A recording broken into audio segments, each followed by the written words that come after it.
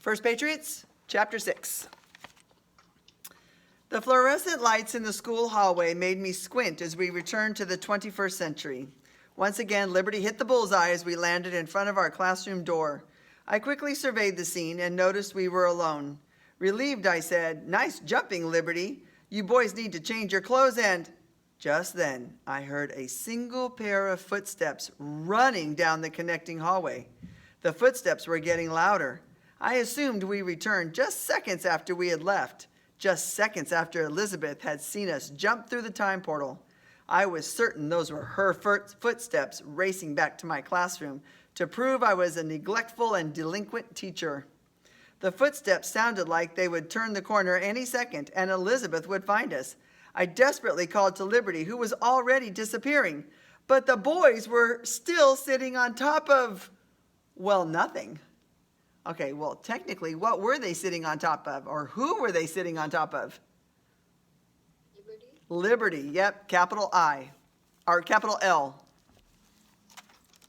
Oops, said Tommy. I thought we'd turn invisible with Liberty if we were sitting on top of him, still 5 feet off the ground. They quickly kicked their legs over to one side and slipped off an invisible saddle. Freedom stood there and smiled. "Real slick, guys," she said, nearly laughing. "You're lucky it's just me." "Huh, why were you running down the hallway like that?" I asked. When my grandfather dropped me off in front of the school, I sprinted to the classroom, hoping I could still catch you before you time jumped. But by the look of things, I'm guessing you just returned. So who was running down the hall? Freedom, with a capital F, one word. "It was incredible," said Cam, like he had just come off a wild roller coaster. "We traveled to the year 1765 and met Patrick Henry, and I learned how to blow a bubble with bubble gum," said Liberty. "I thought you were going to be at the dentist today," asked Tommy apologetically. "You told me you wouldn't be back until almost the end of class." Freedom shrugged her shoulders and said, "No cavities." "You're lucky," Cam said. "The worst part is when the dentist has to numb your gums. I'm glad for the anesthesia. It's the shot I don't like." "Anesthesia, spelled A-N-E-S-T-H-E-S-I-A, said Liberty proudly. "Now give Tommy a word and see if he can spell it. We're having a spelling bee competition." "Unless Tommy is scared," Liberty taunted. "Of course, he shouldn't feel bad losing to a horse, since technically I'm no ordinary horse. Although I look ordinary, but most people who do extraordinary things appear ordinary at first until the moment they..." "Thanks, Liberty," Freedom said with a smirk. "You just gave me an idea. Tommy, spell the word logorrhea." "Huh?" Tommy said while raising one eyebrow. Liberty smiled and said, "I don't know what the word means, but I approve of your word choice." Tommy took off his hat and scratched his head. Can you give it to me in a sentence?" "Sure," said Freedom. "Liberty's logorrhea can go on, but it's one of the things I like about him." "Oh, I think I know," Tommy said, smiling. "Logorrhea is spelled Logorrhea. "Correct," Freedom said. "Wait a minute.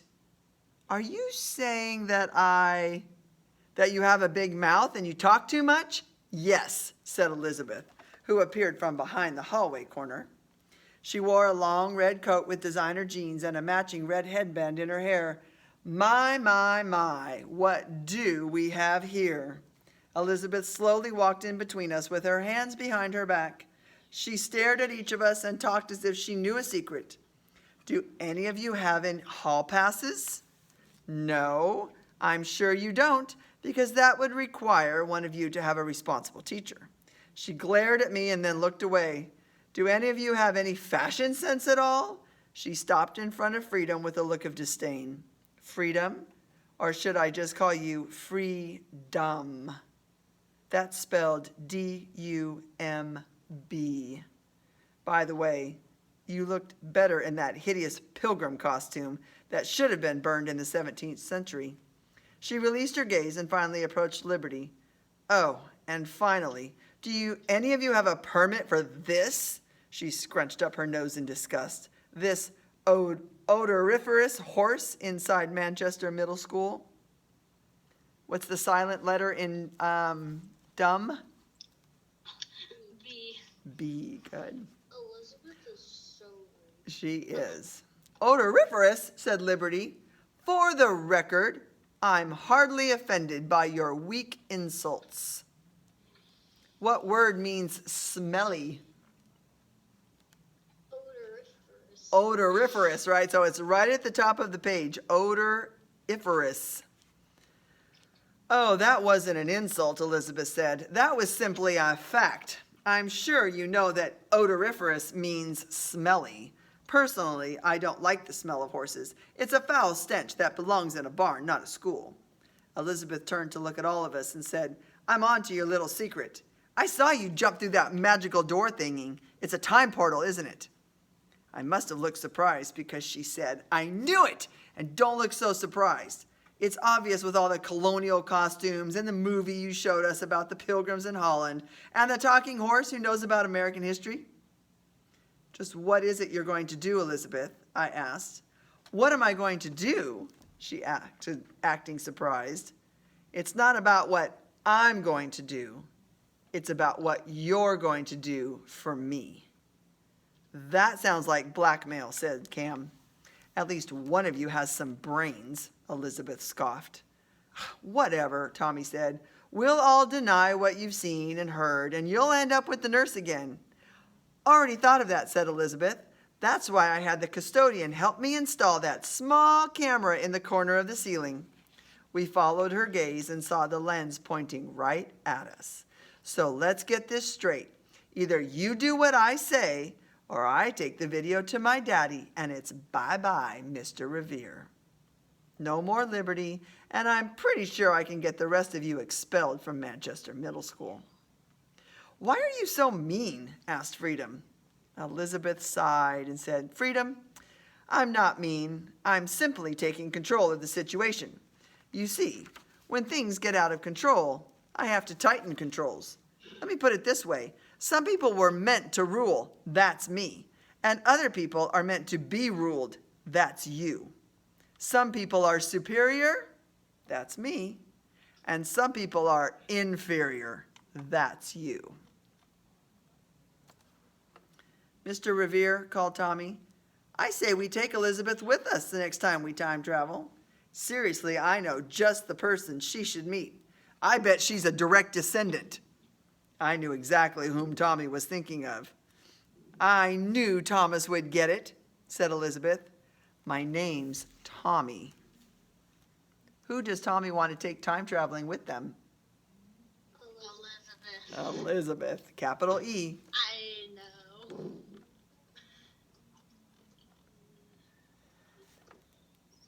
Elizabeth sighed. Tommy is a child's name. Thomas is much more sophisticated. Plus, Thomas and Elizabeth sound much better together, don't you think?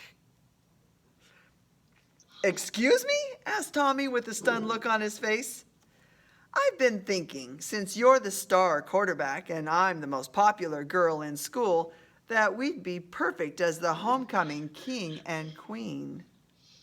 Then we can rule the school together, Elizabeth said, smiling, just as long as you do exactly what I say. Cam nearly laughed out loud, and Freedom just rolled her eyes. I don't know what warped fantasy world you're living in, Tommy replied, but keep me out of it. Elizabeth ignored Tommy's remark and impatiently said, The day isn't getting any younger, people. I want to time travel. Now. Now? Tommy asked, surprised. Liberty looked heartbroken. But I thought it was time for me to finally perform for the class my stomp act about the Stamp Act, he whined. If she's time traveling, then count me out, said Freedom. Crossing her arms. Me too, said Cam. Me three, Tommy said. Elizabeth grabbed Tommy's arm and said, I insist that Thomas travel with me.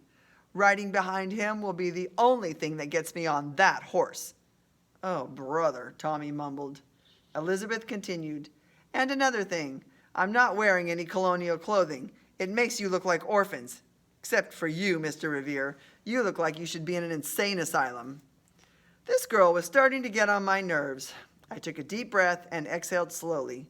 She would have to wear the appropriate clothing if she wanted to time travel, but I'd deal with that later. I sighed and said, "Very well, Elizabeth.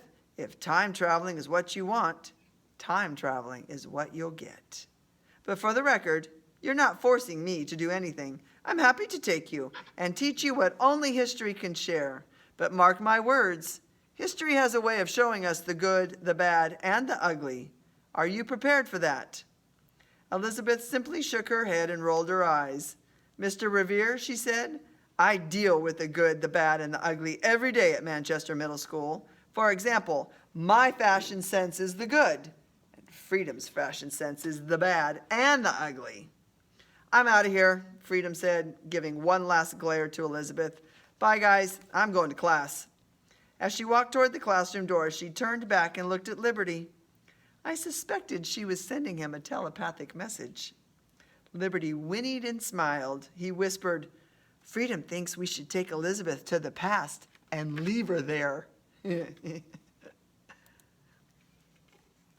"I'm out of here too," said Cam. "I better change my clothes before all the girls see me." "That's right. I've seen Elizabeth like she's all desperate to know how I make these colonial clothes look so good. We can hang later, Lizzie." Cam winked. "My name is Elizabeth, you moron." "Whatever," Cam said casually. "Maybe I'll see you guys at the football game tomorrow night." Cam gave us a giant smile and strutted toward the bathroom.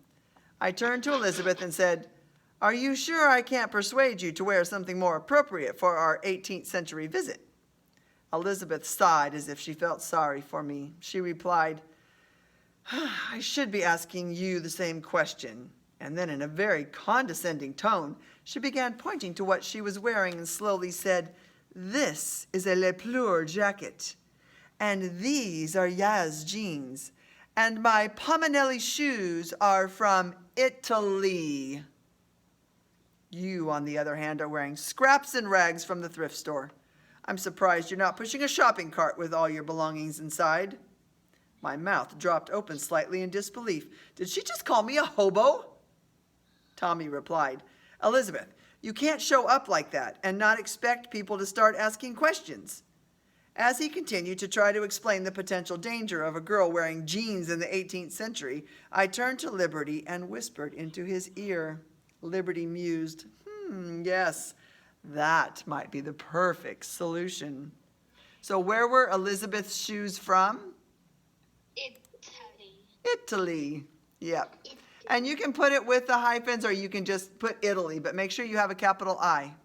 Oh, yeah. Okay. I like the hyphen. You know what I think it was? Good, I whispered, and I still have Freedom's colonial dress. That should fit Elizabeth. I interrupted Tommy and Elizabeth and said, "It's time we show Elizabeth what time jumping is all about." Tommy lifted himself up onto Liberty's saddle, and I helped up Elizabeth, who sat right behind him. "Liberty, it's time we visit Windsor Castle in England. It seems like a place that would suit Elizabeth." Right at the top, third paragraph, Windsor with a capital W. Windsor. Windsor Castle is a part of American history? Tommy asked. "It's the residence of King George III, I said, and he was very involved in shaping American history. "Meeting a king sounds great, but what are we waiting for?" asked Elizabeth, sounding irritated. "Enough chit-chat! Sitting on top of your donkey is making me gag. Ugh, seriously, the smell is like a pile of manure. Let's go already." "Some people need a swift kick in the you-know-where," Liberty snorted. "Let's just stick with our plan," I reassured him. "Okay, Zara, we'll see you back in a bit, honey." "Fine," said Liberty. "It'll be my pleasure." He took a deep breath and firmly said, "Rush, rush, rushing to history." As the gold and purple time portal started to open, I hoped our plan would work. I ran closely behind Liberty as he galloped toward the portal. I shouted, "England, Windsor Castle, 1766, King George III." As Liberty jumped, I heard Elizabeth scream as she passed through the portal. I immediately followed, and in the time it takes to hurdle a small fence, I landed on the other side. The first thing I saw was Elizabeth sailing over Liberty's head and landing face first in the middle of a small pond with several lily pads floating on the surface of the water.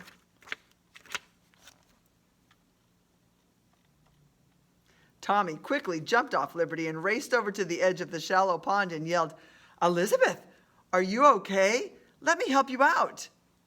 Elizabeth pushed herself up, sopping wet. Her red headband was floating in the water, and in its place was a limp lily pad. Her jacket and jeans were muddy, and her mascara was smeared. As she slowly walked to the lawn that surrounded the pond, I noticed she was missing one shoe. I could barely see it stuck in the mud about 2 feet under the water. Her hair was matted to her face, and although her mouth was open, I wasn't sure if she was breathing. Finally, the silence was broken when she screamed, "Ah! What just happened? What kind of horse stops like that? Are you kidding me?" Liberty confessed, well, I really didn't think you'd fall face first into a pond. Sorry about that. The plan was to get your clothes a little muddy so you'd want to change them and wear something from the 18th century. I'm the one that makes the plans around here, remember? Elizabeth shouted. Ugh! Just help me get out of this sewer. Oh, it smells putrid, almost as bad as Liberty. Liberty ignored the insult, distracted by the new scenery. With wonder in his voice, he said, "Now that is a castle." Directly in front of us, here comes your checklist, was a tall, massive, round stone tower. It was ancient looking, but matched all the smaller castle-like towers and buildings that surrounded us. The smaller towers were connected by a large stone wall that was clearly meant to keep out the unwanted. After a moment, I realized we were inside the grounds of Windsor Castle. The yard was beautifully landscaped with a variety of trees, shrubs, and flowers. The aroma from many varieties of roses was intoxicating. Birds chirped from the trees and bees buzzed around the garden. The scene was a paradise and very different from what the colonists were dealing with in a new country. As Tommy helped Elizabeth to a small stone bench just a few yards away, I reached for my travel bag that had the colonial dress. Suddenly, a voice from behind us yelled, "You there! What is your business?" I turned to see 3 British soldiers running in our direction. Their red coat uniforms looked brand new. Their black boots shined and their gold buttons sparkled. Even their muskets looked polished, as if they had never been used. Life behind castle walls was certainly much different than life in the American wilderness, where British troops had to try to control headstrong colonists every day. "How did you get into the castle?" asked the lead soldier. He sounded very annoyed. "Would you believe we dropped out of the sky?" I said jokingly. Apparently my joke wasn't very funny, as the soldiers just glared at me. "As a matter of fact, we have urgent news for the king," I said. "Only those invited get to see the king," said the soldier briskly. "Do you have an invitation?" I paused for just a moment before Tommy butted in and lied. "We did, but it's probably at the bottom of the pond. As you can see, we had a little accident." I smiled and said, "Yes, that's right. Poor girl. And now she's wet and freezing, and I'm sure the king would not want any harm to come to one of his invited guests, especially one so young and beautiful." Elizabeth just sat there looking cold and miserable. The soldier looked at Elizabeth and then back at me. He paused before he finally said, "Very well, follow me. But if the king is not expecting you—" I interrupted and said, "I assure you the king will be glad we have arrived. Our news is of the utmost importance." Soon we were following the lead soldier with the other 2 soldiers following us. We approached a very large door big enough for Liberty to fit through. 2 more redcoats stood guard on either side of the door. We quickly entered into an immense hallway with colorful tapestries that hung from the stone walls. On one side of the hallway were full suits of armor from the Middle Ages. The armor stood like sentinels ready to come to life and protect the castles if need be. When we were halfway down the hallway, we saw a tall man descend a stone stairway. The man was in his mid to late 20s. He looked young, but was dressed in clothing worthy of a king. Everything he wore looked expensive and new. The rich colors of his clothes, his perfect posture, and even his powdered face intimidated me. The vision of this man was so royal, so majestic, that I could barely speak. As he reached the last step of the stairway, I forced my tongue to comply with my mind, and while bowing low, I said, "King George, your excellency." Liberty bowed as well, which seemed to amuse the king. "I am Rush Revere, history teacher and historian, and these are my students, Tommy and Elizabeth. We've come to bring you news from the New World." We saw a tall man descend a stone stairway. What does descend mean? Was he walking down or was he walking up? Walking down. Walking down, yeah. So descend means to go down. Ascend would be to go up. Good job. "Your Highness," the lead soldier said with a bow.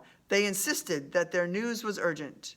The king looked me up and down as if to say, "What are these peasants doing in my presence?" His eyes turned to Elizabeth and said, "Elizabeth is a fine name, a royal name, but why is she drenched from head to toe? Guard, find the maids. Have them dress her in something appropriate.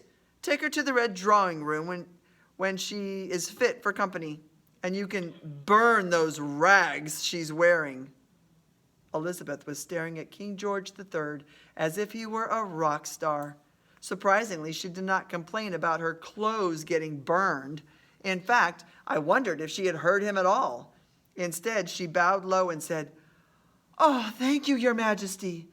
Your clothes are magnificent. You shine like gold.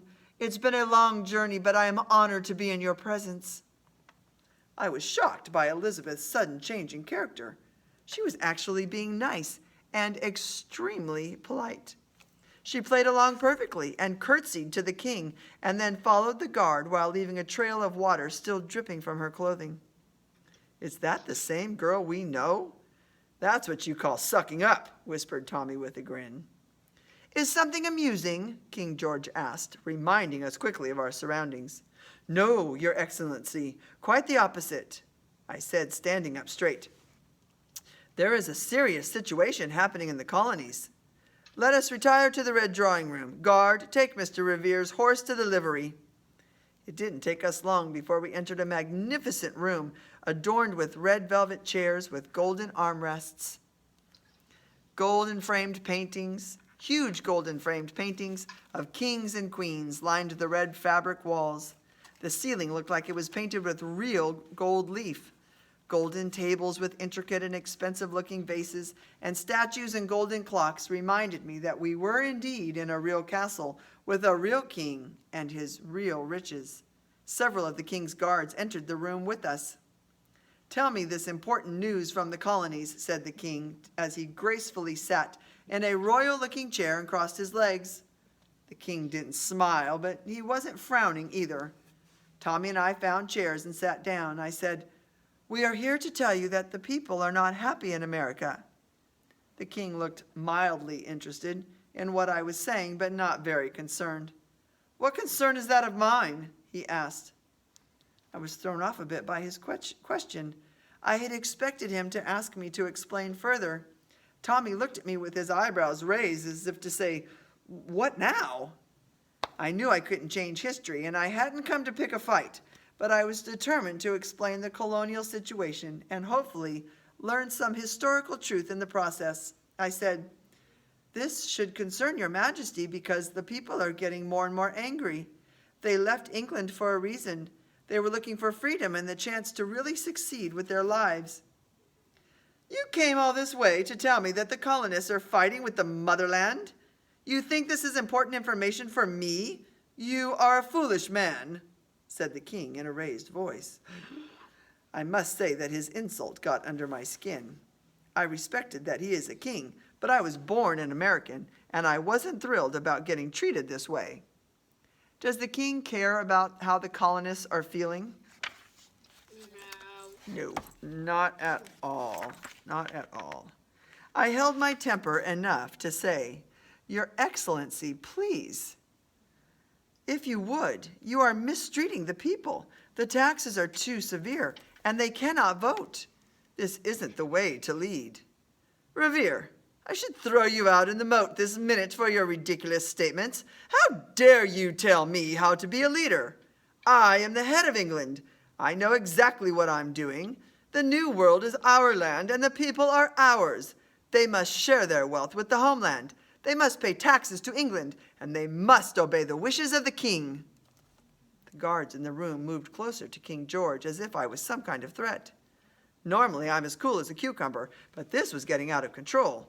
The king was really laying into me now, and I must say it was getting to me. Tommy whispered, No wonder Elizabeth is a fan. He's a bigger diva than she is. Your Excellency, you are a smart man, I said. Why are you pursuing this path? What benefit is there to Britain? I was trying to remain detached as best I could, an observer of history. I do not need you to tell me I am smart. I do not need you to tell me anything, you buffoon, the king said, pounding the bottom of his fist on his knee. With all due respect, Your Highness, I'm hardly a buffoon. I tried to maintain some sense of relaxed scholarship, but I was starting to sweat, and my heart was starting to beat faster. I was either scared or angry or both. I continued. I am just trying to figure out why you are so dedicated to limiting the rights of the Americans. Why do you treat them this way? Why are you taxing them so much? What name did the king call Mr. Revere? Buffoon. Buffoon, yeah, and that's toward the bottom of the page. Buffoon. B-U-F-F-O-O-N. I accidentally typed in Nuffoon. Buffoon. And then we'll have a checklist coming next. The king squinted at capital? me and asked, Do all the colonists dress like you? Before I could respond, the king replied, No, no capital. The hat you wear is atrocious. Your coat is that of a commoner. Your shoes look pale and unpolished. And your speech sounds ghastly. Do you have a speech impediment, or was your mother simply as dumb as you are? Did he really just insult my mother? This king was pompous, rude, and inconsiderate. Frankly, he was a jerk. There's your checklist. No matter. I will answer your insidious question, the king said. The colonies are behaving like children. They have forgotten their mother country, and for that they must be disciplined. They are not their own land or their own people. They are a part of this country. They are under my rule, and always will be. I knew I shouldn't provoke the king, and was doubtful that anything I could say would get through to him. But he did insult my mother. I finally said, Yes, children can be very rude. In fact, you yourself look very young. Was it you who chose to punish the colonists by creating the Stamp Act and Quartering Act? My comment seemed to strike a nerve in the king. How dare you? Shouted the king. The king's guards pressed forward and unsheathed their swords. King George raised his hand and the soldiers stopped. I imagine they thought my words had sentenced me to the dungeon. I doubt many people, if any, dared to speak to the King of England like that. King George eased back in his chair and coldly said, Parliament creates the rules based on what they feel is best for the colonies and best for England. The 13 colonies need order. They need England like a baby needs its mother's milk. When he finished speaking, he smirked with satisfaction. I forced myself to remain calm and replied, That is a good point, Your Highness. But the colonies believe they are no longer babies. In fact, they believe they are no longer children. Their economy is thriving. Their businesses are successful, and they refuse to be told what taxes they have to pay. The king interrupted and exclaimed, And that is something that a child would say. I will have the colonies back under my control. These so-called patriots will never succeed as individuals. They will bow to the king and serve the crown. They will do what they are told. I will not tolerate anything less. I'm not so sure about that, I whispered to Tommy. The United States of America is going to be born soon. Tommy whispered back, this is better than Monday Night Football, Revere versus the King of England. I was glad Tommy could have a sense of humor. The tension in the room was so thick you could slice it with a butter knife. You have some nerve, Revere. You took a great risk coming here and addressing me with this drivel. The king's face was red and his eyes were fiercely focused on mine.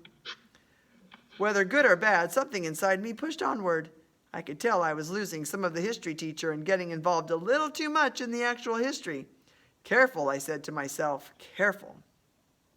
Your Excellency, I said, what the people want is a vote. Why is that so hard to understand? I recommended ending the stamp tax. Isn't that enough for you fools? You truly are children. I don't care what the colonists want, the king yelled as he stood up from his chair. I have heard from the provincial Benjamin Franklin. He is a fool to side with those who fight against the crown. And rebels like Patrick Henry and Samuel Adams will hang from the gallows for their treacherous words. I will have my way, he pouted. I will. Colonists are rabble-rousers and common criminals. They are dumb, silly-dressed fools who are still subjects to my laws and my word. I shall not have them forget that I rule the new world. I am the king. The land and the people of the 13 colonies are still mine. Mine, I tell you. The colonists will do anything I say and buy anything we sell them, except for fine fashion, it appears. The king sneered with a wicked grin. As a matter of fact, I am signing the Declaratory Act in the morning, which gives England and the king full authority, full power to make laws that are legally binding in the colonies. In other words, I said, England's grip on America becomes even tighter? Like handcuffs? Asked Tommy. Exactly, I said. I stood and motioned for Tommy to stand as well. I tried to remain humble, realizing at any moment the king could tell the guards off with my head. I took a deep breath and said, this Declaratory Act, will make my countrymen even angrier. It will feel like the freedoms their ancestors fought for are being taken away. The king sneered and said, you imbecile. The colonists have no idea what is best for them. They are not capable of making decisions for themselves. I am their king, and I know better than they do what is good for them. I want them totally dependent on me for everything. That is the way it has always been. That is the way it should be. I couldn't agree with you more, Your Highness, said Elizabeth, who stood at the door of the red drawing room. She was wearing the most exquisite blue gown, which seemed to sparkle. What does the king want to do to Patrick Henry and Samuel Adams? Hang them for treason. Yes, hang them for treason. What color is Elizabeth's dress? Green. Oh, blue, sorry. Blue, yeah, blue. It seemed to sparkle. Real quick, yes? George reminds me of the king in Robin Hood. Uh-huh, yep, same idea. Robin Hood is Patrick Henry, and the king is King George. Uh-huh, that's a good analogy. Good job.